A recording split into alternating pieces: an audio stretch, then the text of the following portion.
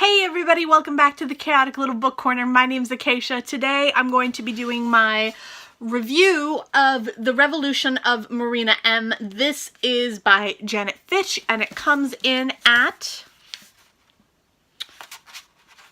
805 pages. So we're going to put it here because it is mightily heavy.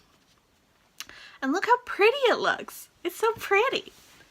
Alright, so this book starts in 1916 with Marina at the very young age of, I believe she is 16. And she is living in a very privileged family during the Russian Revolution who are very faithful to the Tsar and his wants and needs. Her father works in a political format where he tries to help with the politics of what needs to be done during this war, and her mother is a wealthy woman who is mostly home. Marina wants to break free of this family and to be her own person, and she begins to fight alongside of the working class and starts to dive into the experience of the working class and see a little bit more about them. She falls in love. She has her first sexual experience in this book, which was really well done. And she really has some twists and turns along the way as to how her family treats her and how she is treated by society and overall how she is treated as a human being. So, what were my thoughts on this book? I really enjoyed this book. It was one of my top 5 books of this month, and it will remain probably one of my top 12 books of the year. I don't think it makes it into top 10. I will tell you why in a minute. I think for me, this book really represents some really beautiful writing. The writing is exquisite, and Janet Fitch definitely has outdone herself. I think that this is a better novel than White Oleander, but I prefer White Oleander over it anyway. More so because I prefer the themes of White Oleander, and I prefer how the characters are developed and how they are pushed forward, and the experiences that they have make more sense to me. This book, though, still holds very true to White Oleander in that the main character, in this case Marina, is very, very innocent and holds a lot of expectation in herself of what her parents expect her to do and how her parents expect her to act and how she is expected to behave a certain way and manage her life in a certain way. And she really has to try and find herself in this really messed up situation that is really, really hard and really scary and holds a lot of darkness to it.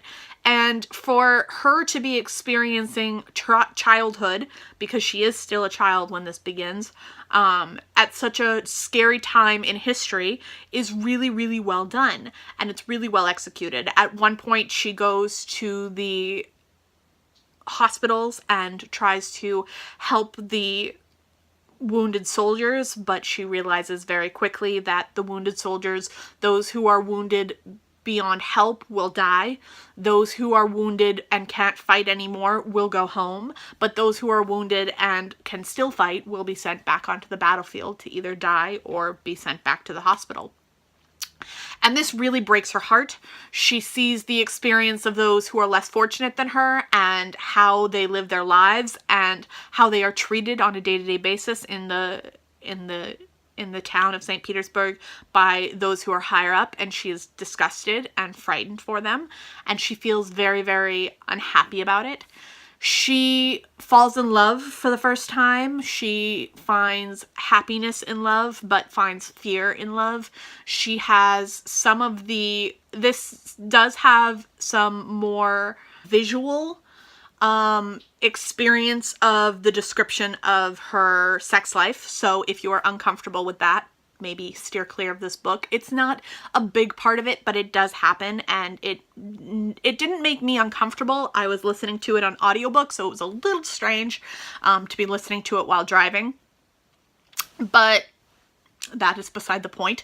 I definitely recommend this book. I think it is really beautiful and really well done. I think that anyone who enjoys White Oleander will like this book, and I think that anyone who enjoys Janet Fish as an author will like this book. I now really need to pick up her book, Paint It Black, which is her other book. I hadn't picked it up yet, but now I know I need to.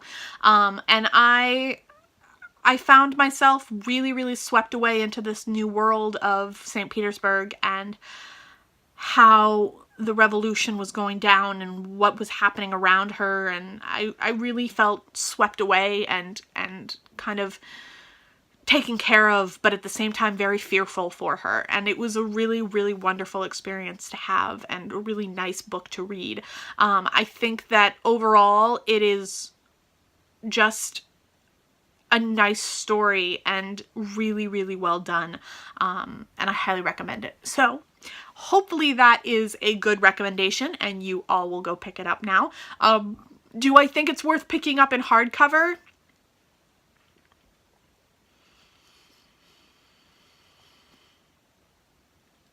I would recommend picking it up in audiobook format just because, one, it is really heavy, two, there are a lot of Russian words in it, and if you don't know how to pronounce them, it's going to sound strange within your own head while you're reading them.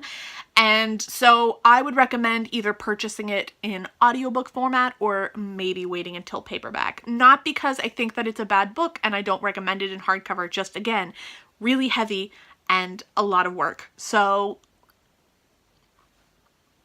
yeah, I recommend it in audiobook format.